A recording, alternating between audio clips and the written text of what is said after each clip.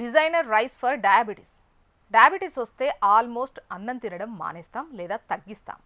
భారతదేశంలో మధుమేహం బారిన పడుతున్న వారి సంఖ్య భారీగా పెరుగుతోంది కదా. మన దేశంలో దాదాపు 10 కోట్ల మందికి పైగా మధుమేహం ఉంది. గ్లైసెమిక్ ఇండెక్స్ GI అనేది ఆహారంలోని కార్బోహైడ్రేట్స్ రక్తంలో చక్కెర స్థాయిలను ఎంత వేగంగా పెంచుతాయో కొలిచే ప్రమాణం.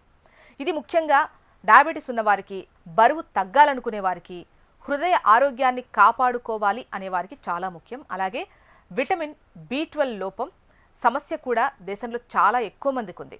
దీనివల్ల అలసట, బలహీనత, ఆహారం తినాలనే ఆసక్తి తగ్గడం, బరువు తగ్గటం, నోరు, నాలుకలో గాయాలు లేదా నొప్పి, చర్మం పసుపు లేదా తెల్లగా కనిపించటం, నాడీ సంబంధిత సమస్యలు, చేతులు కాళ్లలో ముళ్ళుగుచ్చినట్టు అనిపించడం లేదా నొప్పి, కంటిచూపు సమస్య, చికాకు, మూడ్ స్వింగ్స్ ఇవన్నీ ఉంటాయి.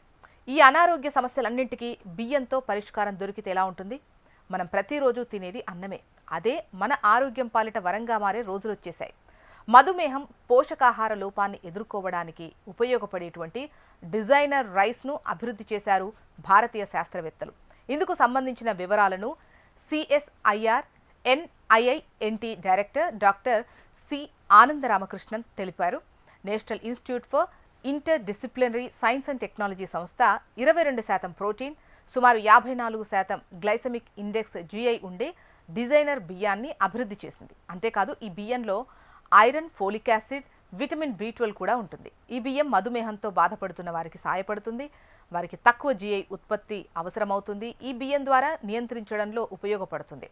ఎక్కువ ప్రోటీన్ కావాలనుకునే వారికి కూడా ఈ బియ్యం ఓ వరం అని చెప్పొచ్చు. అంతేకాదు దాదాపు 50% మంది ప్రజలు రక్తహీనతతో బాధపడుతున్నారు. ఈ బియ్యం అన్ని సమస్యలతో పాటు ప్రోటీన్ లోపాన్ని కూడా పరిష్కరించే ఛాన్స్ ఉంది.